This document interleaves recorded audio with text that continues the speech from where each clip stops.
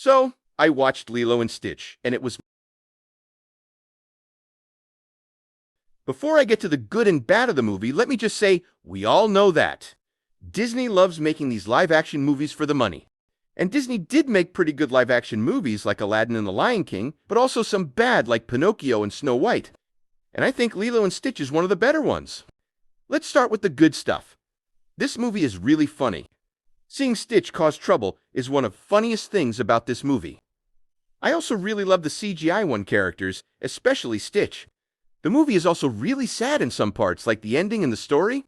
I also liked what they did with Jumba and Pleakley, but more on them later. I also really love the relationship between Stitch and Lilo. The two of them together is just some of the cutest and funniest things about the movie.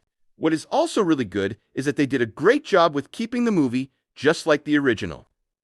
About 35% of the things the characters say are from the original, like what Stitch says in the end.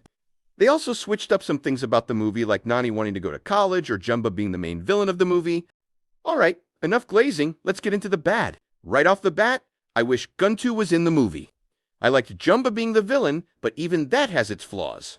In the original, he had like this Russian accent, but in this film, he sounds like a normal human, and the voice, Pleakley, sounded just like what he did in the cartoon. The problem was with them is their alien versions are barely in the movie. I wish their alien versions were in the movie more. It also felt like it was rushed, like the movie was not finished. Now time for the rating. Now, I think Lilo and Stitch was a great movie with some flaws, but I am still going to say it's a good movie.